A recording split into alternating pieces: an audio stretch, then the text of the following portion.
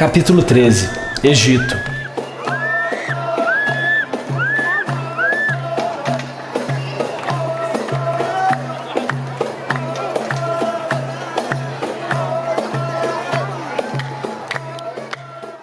Loucura. E aqueles que foram vistos dançando foram considerados insanos por aqueles que não podiam ouvir a música. Nietzsche. O Egito contemporâneo vive um caos político, econômico e social. A sociedade e as estruturas governamentais parecem estar em vias de colapsar. Há lixo, poluição e miséria a cada esquina. O sonho da democracia, inflamado pelos jovens que forçaram a renúncia do ditador egípcio em 2011, deu lugar a um opressivo regime militar que comanda o país com mãos de ferro. A desigualdade social é gritante e a corrupção é generalizada. Nem mesmo o passado está a salvo. Funcionários do governo tentaram me vender ilegalmente pedaços da pirâmide. Nesse mesmo dia, fui denunciar a um policial sobre um guia que tentava me extorquir e, então, a própria polícia me chantageou. Até mesmo o caixa eletrônico quase furtou o meu cartão. O trânsito é ainda mais caótico e desorganizado que a cidade em si. Os congestionamentos e a algazarra das buzinas se estendem durante toda a madrugada. As mulheres são brutalmente oprimidas. 9 em cada 10 delas têm o clitóris mutilados para que não possam sentir prazer sexual. A insegurança masculina pode atingir patamares inconcebivelmente bárbaros. Os homossexuais, como meu amigo Nag, também são severamente humilhados e alguns deles, talvez vexados da própria condição, condenam o casamento gay. Tamanha é a loucura. Todas essas bestialidades são encaradas com naturalidade pelo povo egípcio, que definha num tóxico estado de normose. Normose, segundo Pierre Weil, é a doença da normalidade. Não a vulgaridade de se comprar um pão quentinho todas as manhãs ou de se prosear com o vizinho, mas os hábitos, comportamentos e estereótipos nocivos que incorporamos ao nosso cotidiano, como os jornais que sangram, a cultura do ódio, a crescente dependência de pílulas para poder dormir.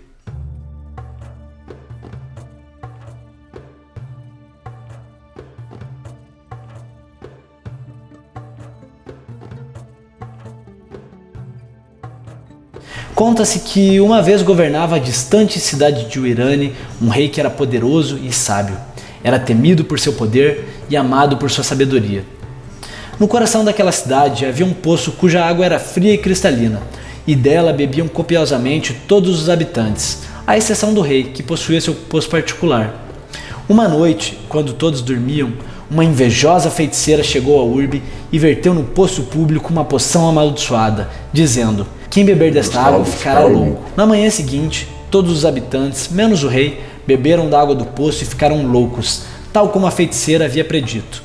Durante aquele dia, os habitantes, nas ruas estreitas e nos mercados, não faziam senão sussurrar uns aos outros: "O rei está louco, nosso rei perdeu a razão. Naturalmente não podemos ser governados por um rei louco, precisamos destroná-lo." Preocupado, o rei mandou que enchessem com água do poço envenenado uma taça dourada. Quando a trouxeram, dela bebeu fartamente.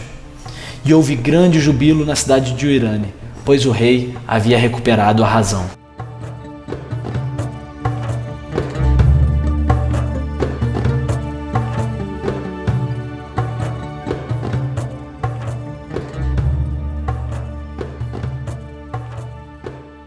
Voltei para a cidade do Cairo com alguns livros a mais e passei os últimos dias no país visitando museus e monumentos. De frente para a mística esfinge, não fui capaz de decifrá-la. Ainda não era capaz nem de compreender a mim mesmo. Ela não me devorou, mas o sol lancinante me consumia diante daquele cenário monocromático. O Egito é um país tão quente e árido que pouca vida poderia prosperar num ambiente como aquele, não fosse pelo maior rio do mundo. As caudalosas águas do Nilo, ladeadas por selvas de palmeiras espessas, contrastam com a aridez do deserto e as florestas de corais no Mar Vermelho compensam a ausência de vegetação terrena. A discrepância, entretanto, não se limita à natureza. Centenas de relíquias e sarcófagos antediluvianos, esculpidos em ouro maciço, enaltecem a glória de tempos dourados, ao passo que salientam a decadência vigente no país. A magnificência do antigo Egito foi sepultada junto de seus reis. A nação, que outrora fora o maior império do mundo, agora não é nem senhora de si. A joia do Nilo tem o seu brilho desgastado pelo descaso e pela ganância.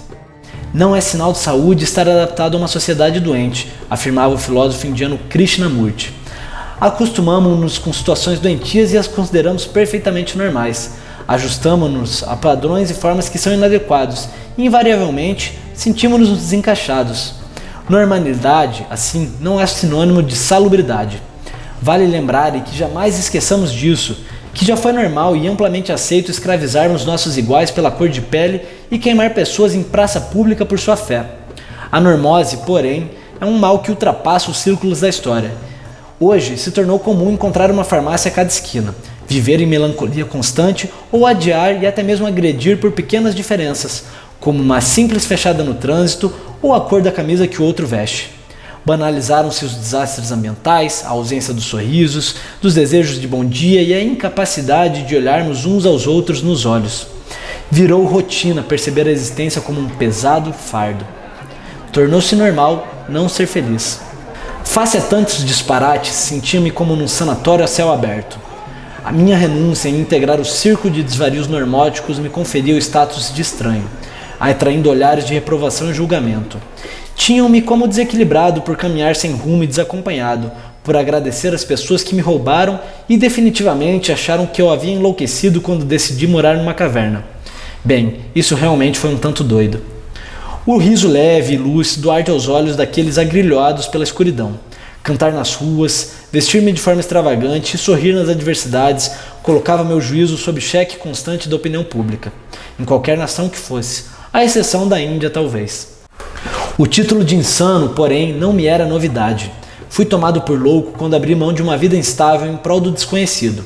Julgaram-me insensato por renunciar ao poder e ao prestígio social em favor de liberdades que considero fundamentais, mas que pouco valor tem ao mundo moderno. Contudo, o que mais me doeu, certamente, foi ser condenado e difamado por pessoas a quem muito amor tenho, incapazes de entender as minhas escolhas. Prefiro, contudo, a sensatez de Tyler Durden. Insanidade é gastar a vida trabalhando em algo que odiamos para comprar coisas que não precisamos, visando impressionar pessoas que não se importam conosco. Loucura seria sacrificar meus princípios e dignidade para satisfazer padrões ufanos e cavos. Eu não abdicaria da sanidade apenas para poder fazer parte do manicômio. Alegro-me, pois, quando chamado de louco pelos verdadeiros perturbados da humanidade, que renunciam aos inestimáveis tesouros da alma em nome de prazeres superficiais, ouro dos tolos. A loucura possui sua própria lucidez. Nessa terra de hipocrisias e disparates, perder a razão é crucial para manter a sobriedade. Era minha última noite e fui a um bar clandestino com Nag e outros turistas.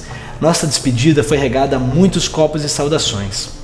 Abençoados sejam os viajantes, brindei junto aos peregrinos ébrios. Esses lunáticos que se reconhecem pelas botas sujas, carteiras vazias, mochilas carregadas e fogo nos olhos, como uma tribo distante, mas nunca apartada. Dei um último trago e vesti a mochila como quem se despe da camisa de força. A lógica, ao menos, era aparato dispensável no próximo país.